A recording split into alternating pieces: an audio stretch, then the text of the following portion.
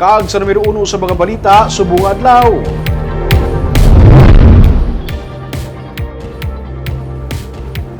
Kakulang sa supplies ng kuryente sa isla sa Negros sulod sa DOE ang yara sa 50 to 100 megawatts. Pagtukod sa Negros Island Power Development Council ang ginaduso.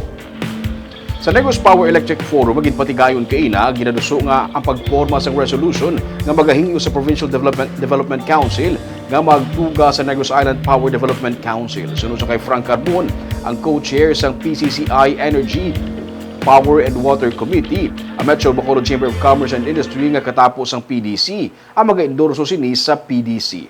Ang grupo nga pagatapuan sa mga power stakeholders, tiglawas ang NEA, DOE kag ERC, ang may dako nga papel sa pagpaayos ang power situation sa isla sa tinutuyo nga mapasanyog pagid ang ekonomiya. Ginabi-abi ni Engineer Ray Malieza sang DOE ang tikang bangod suno sa iya, makapadasig ini sa pag-facilitate sa mga projects. Mga 50 to 100 megawatts sa iya ang kulang sa probinsya nga ginapunan naman gikan sa mga sources nga yara sa iban nga mga probinsya kaangay sang Cebu kag Iloilo. Sa karon sunod sa DOE, may 155.6 megawatts para sa Negros gikan sa mga committed power projects. Humalin 2024 tubtob sa 2026, lakip na ang iga-determine. Sunod naman kay Carbon, agud nga mangin estable ang power supply sang Negros sa masunod nga duha ka tuig, kung tani may mga 335 megawatts nga on-island power source ang isla.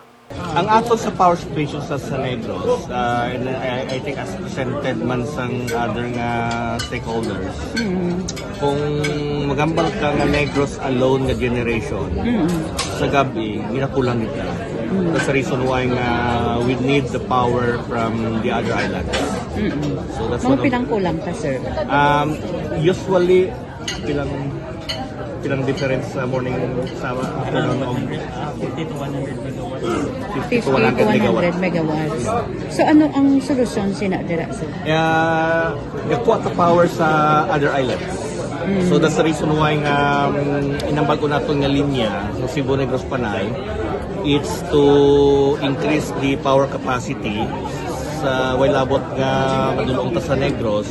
It extends up to Panay. The resolution creating a Negros Island Power Development Coordinating Council. I mean, all the players will do meeting together regularly, assessing this power situation, and making recommendations where this should be, how we're going to do to that we could attain what the power needed in the coming years to come, so that the economic development of the island will continue.